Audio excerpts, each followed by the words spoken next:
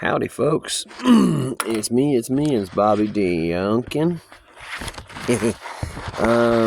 So I'm doing this weird math problem, and it's 12 times 4 divided by 16 equals 3.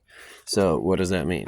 Well, if there's 12 inches to the foot, and I need to cut a piece of plywood into 4 feet, that means that each piece of plywood would effectively be 48 inches long, because the plywood was 8 feet long originally before it was cut in half.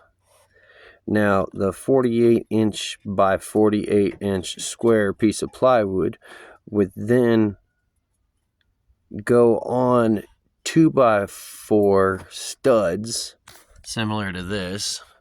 I'm too close, but similar to that.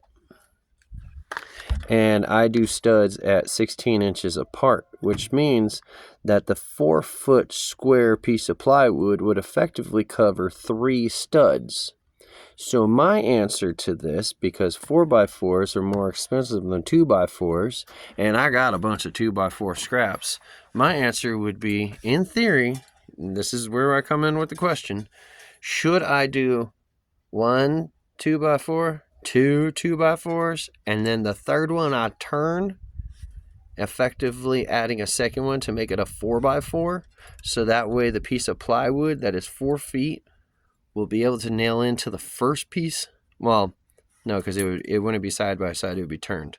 So the first piece of 4 foot by 4 foot square would be able to nail in, and then the second piece of 4 foot by 4 foot square would be able to nail in, and it would be seamless, because this piece of 2x4 would effectively be turned sideways, so there's more wood to hammer into.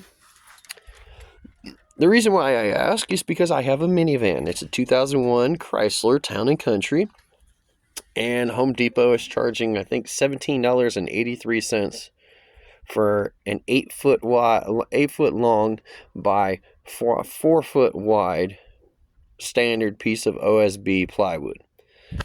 Well, I can't fit 8 feet in the van, because if I do, it's going to, the back window, the way that the shape of the minivan, it will be fighting with the dashboard, and there's no winners there except for broken glass. And I've seen it happen to many friends before. So I've always laughed at them and said, why didn't you just cut it? You could have done chunks of 3s and 5s, or chunks of 4 foot. And with 3s and 5s, you could be putting the plywood up the 5 foot by 4 foot, now rectangular chunks, and then, the little 3 foot chunks come in to fill in the cracks. But effectively, if you do the 4 foot by 4 foot square, you don't, they're all the same pieces. You just pick one up off the pile and put it on, and hammer it in, and call it a day. Moving on to the next thing. So that's my question. Does that make sense? Am I a freaking genius because I'm using what I got? Or am I somehow setting myself up for failure by cutting pieces of plywood into smaller pieces, and now I have to use more screws and more nails to tighten them in? Anyway, thanks for your opinions. As always, I'm like 7, maybe 6 people shy of 50, which is really ultimately my goal. I don't want no damn play button. I don't want 100,000 subscriber, follower, whatever. I don't want that. I just want 50 so I could do YouTube live stream. So, yeah, that's it. Thank you very much. If you have an answer. If you don't know, then, I don't know, just put, I don't know. Or guesstimate. Just be like, I don't know very much, but I would think, yes, you should be able to do that. Something. I just figure with a 4 foot by 4 foot square of plywood, I could literally stack them up in the car. I could get like 20 pieces of plywood, cut them in half. Now I got 40 pieces of 4 foot by 4 foot.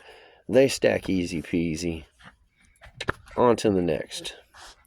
But anyway, thank you for your time, and blah, blah, blah, and words and things and stuff. Deuces.